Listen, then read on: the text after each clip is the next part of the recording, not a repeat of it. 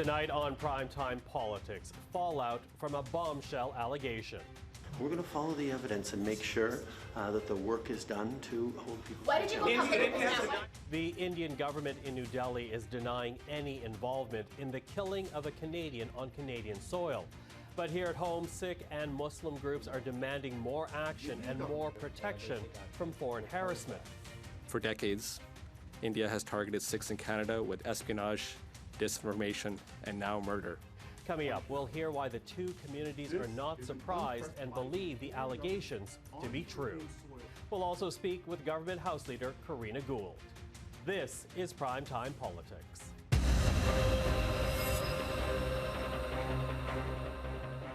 Hello, everyone. I'm Michael Serapio. The Prime Minister says he is looking to India for cooperation, hoping to find the people behind the murder of Sikh community leader Hardeep Singh Nijjar in Surrey, BC last June. Government of India needs to take this matter with the utmost seriousness. We are doing that. We are not looking to provoke or escalate. We are simply laying out the facts as we understand them, and we want to work with the Government of India to lay everything clear and to ensure that there is proper process. Yesterday, Justin Trudeau told the House of Commons there are credible allegations that possibly link Nijjar's death to government agents of India. But when asked today whether that allegation will change Canada's relationship with the South Asian country, the Conservative leader said he's waiting to hear more before making that kind of assessment. I think we need to see more facts. The Prime Minister hasn't provided any facts. He provided a statement, and I will just emphasize that he didn't tell me any more in private than he told Canadians in public, so we want to see more information. But members of Canada's Sikh and Muslim community are not doubting the Prime Minister's words, saying in a news conference today what happened is not a surprise to them at all. Prime Minister Justin Trudeau's announcement yesterday that agents of the Government of India are suspected to have been involved in the assassination of Hardeep Singh Nijjar may have shocked many Canadians, but it was not a surprise to the Sikh community. For decades, India has targeted Sikhs in Canada with espionage, disinformation, and now murder. Well, joining us now are Balpreet Singh, legal counsel and spokesperson for the World Sikh Organization of Canada, and Stephen Brown, CEO of the National Council of Canadian Muslims. Hello to both of you. Hello, how are you? Hello. Hi. Mr. Singh, I'm going to ask you to start us off here because yesterday the Prime Minister spoke of credible evidence. Today, your organization did not couch your language. Your organization clearly believes New Delhi is responsible for the killing of Mr. Singh Najjar in the Vancouver area. Why that lack of hesitation? Do you have evidence? So this is actually based on decades of Indian interference in Canada in the Sikh community. So for most Canadians, this was a shock to hear that India might be engaging in these sort of activities. But for Sikhs in Canada, this is not a surprise. So when Mr. Nijjar was assassinated, we knew exactly who's behind it. There were indications well before that. As early as June 2022, there were threats against his life. In fact, in the Indian media, a narrative was being formed that he might be targeted, and they claimed tongue-in-cheek, well, it might be a gang war. He might, lose his life. And then his death was actually preceded by two other targeted assassinations of Sikhs who supported Khalistan. And there were actually social media accounts and others in India who said, bad news for the Khalistanis, dropping like flies. Bad news will likely be coming next from Canada. And all of us knew what that meant. Hardeep Singh Nijjar was wanted in India. There was a $1 million rupee bounty on his head. And there was no doubt in his mind and the community's mind that he was an active target. So what do you say then to politicians like Pierre Poilievre, who right now are asking to see more evidence? I think that there are active investigations that are ongoing, not one, but I understand multiple investigations. And I think with time, that evidence will be coming forward. But as we all know, when we're dealing with intelligence issues, not everything can be brought before the public. But to have the Prime Minister of Canada make that sort of a statement in the House of Commons we have to rest assured that there must be very strong evidence to indicate that India was indeed involved. Okay, Stephen, I'm going to bring you in now because you were part of the news conference earlier today with the World Sikh Organization here in Ottawa. And while the focus right now is very much on the Sikh community, in that news conference, you talked about Muslims here in Canada being targets as well. How many incidents are we talking about? Just how common is this? It's difficult to say exactly how many incidents, but one thing that we can say is, especially for members of the Indian Muslim community, it's quite common for them to contact the National Council of Canadian Muslims, say that either they have received threatening messages, that their family members in India have received threatening messages. We know several people personally that are very close to the National Council of Canadian Muslims that have been targeted by RSS-affiliated organizations in Canada, in the GTA. So when this happened, there was many people in the Muslim community who were quite concerned. What does this mean for my security? That a prominent member, leader of the Sikh community, would be assassinated in broad daylight by a foreign government. It's absolutely despicable. And nobody in this country should worry about their safety when they're walking out of a place of worship. Okay, listen, I want to read to both of you right now. This is a statement from India's Ministry for External Affairs, and in responding to what's happened here, this is what they say in part, quote, allegations of government of India's involvement in any act of violence in Canada are absurd and motivated. Similar allegations were made by the Canadian Prime Minister to our Prime Minister and were completely rejected. Such unsubstantiated allegations seek to shift the focus from Khalistani terrorists and extremists who have been provided shelter in Canada and continue to threaten India's sovereignty and territorial integrity. The inaction of the Canadian government on this matter has been a long-standing and continuing concern. Again, that's a statement from the Indian government, its External Affairs Department. How do you respond to that? And to be clear, Mr. Singh, I'm going to start here. To be clear, before his death, the Indian government did accuse Mr. Nijjar of being a terrorist. Yeah, so how India defines terrorism is very different to what we see as terrorism and how we understand that term. India defines terrorism as anything that threatens its territorial integrity and unity. So someone talking about sovereignty, talking about Khalistan, is heralded as a terrorist. There were accusations made against Mr. Nijjar in 2016 that he was running a terrorist training camp in Hope, BC. There was a video posted in Indian media of Sikhs at a firing range. The mayor of Hope actually had to come forward and say that the allegations were completely ludicrous. Now, if there was anything criminal that Mr. Nijjar was involved with, that information should have been passed on to the Canadian authorities, and he would have been tried, and if guilty, he would have been convicted. But what he was guilty of was being the president of the largest Gurdwara in Canada and speaking from that stage about Khalistan. And he was very open about his support for Khalistan, and he was encouraging people to vote in a Khalistan referendum. So the last time a referendum took place here in Canada, it was in Brampton. Over 100,000 Sikhs showed up to vote in support of Khalistan.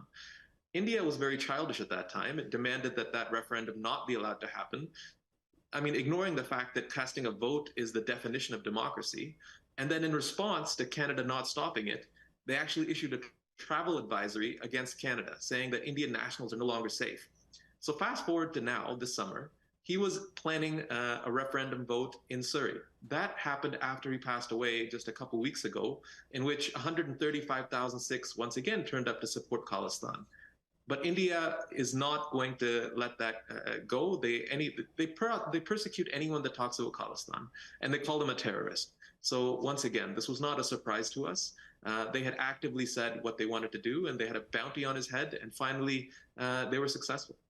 Listen, I'm quickly running out of time, and Stephen, I did want to get your reaction to the statement, but let me get to my next and last question here, and I'm going to give each one of you about 45 seconds, if you will. How should the Canadian government be responding to this? Beyond the statement being made in the House of Commons, what do you want the Canadian government to do to not only react to the harassment that the Sikh community is noting, but you're noting as well with, in particular, Muslims from India here in Canada? Yes.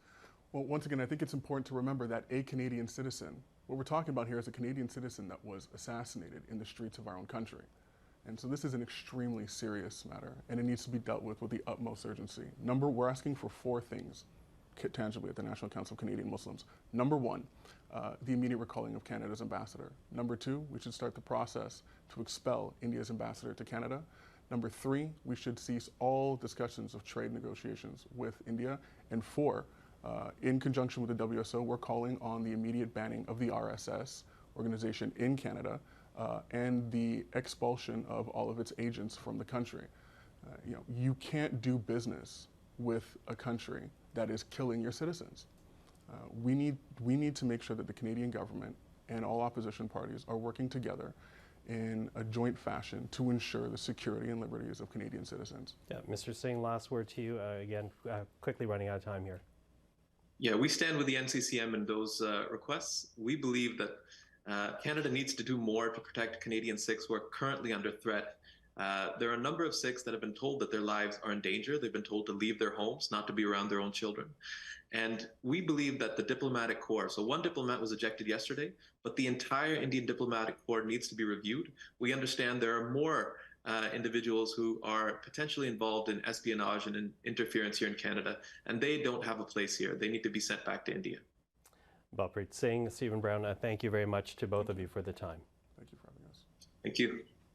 Of course, there are many Canadians of Indian heritage, and right across the country, we've been hearing reaction to the statement shared by the Prime Minister yesterday. As for what's been said on Parliament Hill to the news, here is just a sampling of what we've heard. Hearts go out to Hardeep's family, and our main focus is making sure that the family gets the justice that they deserve. And from yesterday's message, I hope it also sends a very message of confidence and a strong message to all the communities who are potentially impacted by foreign interference, that their government not only takes foreign interference extremely seriously, but this is something we've been on for a very, very long time. This is a time that families who come from India, regardless of religion, are going to find it difficult. And so I would just ask us to be empathetic and unified at the same time. And I appeal for calm. Yesterday, the shocking allegation that a Canadian citizen was killed on Canadian soil by a foreign government has rocked our country. People fleeing violence and persecution have always thought of Canada as a safe place, but now that sense of safety and security has been rocked. People are afraid for their lives. Joining us now is the Government House Leader Karina Gould. She's also the Liberal MP for the riding of Burlington in Ontario. Ms. Gould, thank you for being here. Thanks for having me. Listen, I appreciate you coming into the studio here to talk about the government agenda, but I need to ask about India because obviously it's taking a lot of headlines right now. In particular, I want to get your reaction to what we heard from the Conservative leader, Pierre Poilievre, because when asked whether or not the statement made by the Prime Minister yesterday would change Canada-India relations, he essentially says he needs more facts, he needs more information. What we got was a statement, not much detail. What do you say to that? Well, look, I mean, at this point, I think the Prime Minister has said what the Prime Minister is able to say. I mean, this is a very serious allegation, that has been made, and I think we need to take it very seriously. I'm not sure how much more information can be shared at this point, but what I think Canadians need to know is that this is something that the government is aware of. The Prime Minister has spoken with his counterpart in India, and some pretty serious responses have been taken. Now, of course, the beginning of the year, your government was very busy. You not the House Leader at the time, but still very busy signing deals with the provinces on childcare, on healthcare. But all the attention was taken away from that because of the foreign interference story vis-a-vis China. Are you worried right now, while your priorities going into the session is affordability as well as public safety, do you think that's going to be overshadowed by this India story? Well, this is a big story, but I think for Canadians, for many Canadian communities, particularly diaspora communities, this is something that is hitting very close to home for them. And in some respects, it's a recognition of maybe things that they've been going through for a long time. And so certainly I think that the most important thing to do right now is to appeal for calm and to reassure Canadians that the government is on top of this. But when it comes to our government's agenda, I mean, we still remain very focused, particularly within the House of Commons, on advancing affordability measures that are going to help Canadians with the high cost of living, as well as when it comes to public safety. And I would say that foreign interference is certainly a very serious topic. When I was talking to Canadians, outside of Ottawa, affordability was top of mind. And so even though that's something that we absolutely must and are responding to, what Canadians are most worried about right now is the high cost of living, making sure they can pay their mortgage, making sure they can pay their rent, making sure they can feed their families with the high cost of groceries. Mm-hmm. It's interesting because, as I said, that's the agenda that you've clearly stated. But, out of the gate, we heard again from Pierre Poilievre and accused your government of essentially plagiarizing his message that he's been on all summer. What do you say to that? Are the Liberals late to the game when it comes to affordability? Well, I mean, this is so typical of Mr. Poilievre, right? Like, he's off in the corner having a temper tantrum because we're doing good work. But, if we're, pointing the facts on the table, I mean, since we've been elected in 2015, like, we've been focused on housing and affordability. I mean, we have the best record on poverty reduction of almost any government in Canadian history. I mean, close to 400,000 children lifted out of poverty, 2.7 million Canadians. We launched the first ever national housing strategy in 2017, have built and refurbished, up to 500,000 units, found homes for 2 million Canadians. This is something that we've been on the whole time. I would say Mr. Poilievre is quite late to the game. When he was minister responsible for poverty reduction, he had a higher unemployment rate and lower wages and stagnation on poverty levels, right? So, I'm glad to see that all of a sudden he cares about the well-being of Canadians, although I'm not sure how honest that is. Well, except that when you talk about housing, and I appreciate the fact that your government, since 2015, has been talking about housing since the very moment it was elected into government.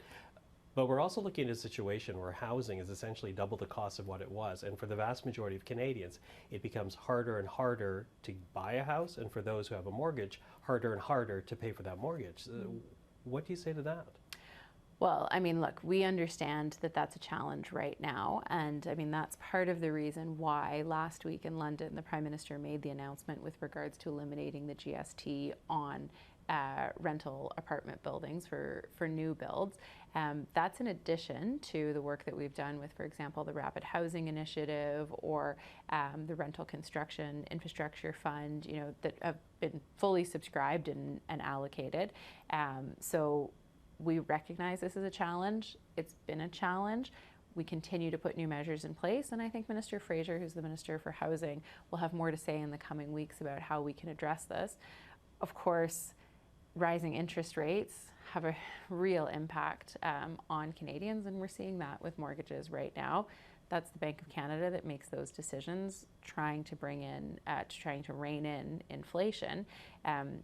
We've seen inflation reduce, slight increase today, but we want to continue to put measures forward that are really going to tackle the inflation challenges. Okay, so what measures can we look forward to? Just because, I appreciate the fact that your government makes the argument that you've created a national child care program. You have begun a national dental care program. You're going to introduce legislation on a national pharmacare program. And while that will help a number of Canadians, it's not going to help every Canadian because not every Canadian will qualify for that. Is there broader relief coming across the board for everyone right now? Well, so we did bring in the grocery rebate, which again helped targeted 11 million Canadians. I mean, we do believe very strongly that we need to give help to those who need it most. We don't want to be in a situation where if you give X amount of dollars to every Canadian, then you're adding to the inflationary pressures. That's why having targeted relief is really important, because what happens then is those folks that receive that assistance, they spend it on needs, right? Not on extras. And so it's important not to add to the inflationary pressure. Childcare is an incredible example of just huge amounts of money that parents are saving. I mean, in Ontario, it could be almost $6,000 a year that parents are saving. So, we've put real measures on the table, and the really nice thing about childcare is that it doesn't put additional pressure on the housing market, because those families are generally already housed. And it also contributes to economic growth. I mean, we saw between April 2022 and April 2023, over 100,000 women join the workforce in Ontario. So, these are real measures that are having a real impact. It doesn't mean there's not more to do and that we need to, continue to look to see how we're going to support Canadians during a difficult economic time. But, we've been there for Canadians, and we're going to keep bringing forward measures that are going to make a difference. Okay, well, certainly Canadians are watching. Ms. Gould, thank you very much for the time. Thanks for having me. Let's take a look now at some other stories making headlines today, beginning with Canada's annual inflation rate. It rose to 4% last month, up from 3.3% in July, this according to StatsCan. August is the second consecutive month inflation has risen, with the rate more than double the 2% target set by the Bank of Canada. StatsCan points to gas prices as a driver of the increase. They jumped 0.8% in August compared to a year ago. As for grocery prices, they rose at a slower annual pace, rising 6.9% from last August. The Conservative leader, Pierre Poilievre, continuing to blame the Liberals for the current situation. Just inflation strikes again. The government-made inflation that is the result of deficits and taxes on Canadians. And it's no longer just me saying it. Everyone has slowly but grudgingly come on to my point of view. To Unifor now, as the union and the Ford Motor Company continue to negotiate after Unifor extended their strike deadline last night by another 24 hours. The union says they pushed back the deadline after receiving a substantive offer from Ford. Neither side will give details about what is on the table, but Unifor National President Lana Payne says pensions and wages are the key issues. And Ukrainian President Volodymyr Zelensky is expected to visit Canada on Friday following his engagements at the UN and in the U.S. Zelensky is set to address Parliament on Friday, this according to senior government officials. In his address to the UN General Assembly, Zelensky says Russia is weaponizing food and energy to put further pressure on Ukraine, adding Russia's actions pose a global threat. We must act united to defeat the aggressor and focus all our capabilities and energy on addressing these challenges. Zelensky spoke to Parliament via video conference back in March. Well, let's get back to our top story and bring into the program right now Peter MacKay, former Conservative MP, and who from 2006 to 2007 served as Foreign Affairs Minister. Peter, thank you for joining us again. Thank you, Michael. Listen, I want to begin with your reaction to the Prime Minister sharing the news as he did in the House of Commons yesterday. He did not talk about conclusive evidence that ties Mr. Najjar's death to agents of India. Instead, he talked about credible allegations of a potential link. Was it wise to say anything about the matter if that's all he can say inside the House? Well, first of all, it was a very cautious and guarded wording that he used, and the fact that he did it inside the House of Commons is also somewhat curious. It was done clearly with calculation. The timing at the beginning of the parliamentary session, keeping in mind that he was in India and in the presence of their Prime Minister, Mr. Modi, just over a week ago, came back and didn't say anything about it until this time. So it is all very curious and stunning. I can tell you, I'm in Europe now, and I've heard from numerous colleagues here from different countries, and people are still very much trying to figure out what is going on and how we could be in this unprecedented place as far as this announcement. Well, you know, India's External Affairs Ministry, it denies the allegation, as you know. It says Canada is, in fact, ignoring Sikh terrorists and extremists within Canadian borders. What kind of weight should that statement be given, do you think? Well, firstly, the language that they use is also curious. They make a profound denial, calling it absurd, and then using the word motivated, which is a very interesting characterization as to why Canada has made this particular announcement. Seems to ascribe some other purpose, including as you pointed out, the words around how they haven't done enough as far as guarding India's interests in Canada. And so there is a lot of analysis going on now as to what this means for future Canada-India relations and what the impact will be on the actual investigation. Clearly, with the finger pointed right at the Indian government, it is going to be difficult to foresee cooperation that the Prime Minister is calling for. And back to the appropriateness of making this type of an announcement in the way that it did, the government did, as far as the integrity of the investigation itself. Let's not forget, this is an open criminal murder investigation of an audacious assassination alleged that took place in broad daylight in Canada. This is virtually unprecedented in our country's history. Mm-hmm. So how likely is it, as unprecedented as it is, as you note, this seems on one level a pretty clear-cut murder case. Is it likely that individuals will be brought to justice? Very tough to say, Michael. It would appear that those involved disappeared. They may very well no longer be in the country. It may require the cooperation of other nation states, their justice systems, if an extradition request were to be made. The one case that comes to mind in recent years was the murder of a journalist, a citizen in Turkey, allegedly by the Saudis. And you'll recall that very gruesome murder that happened was also, there was tremendous speculation about this being a state-sponsored assassination.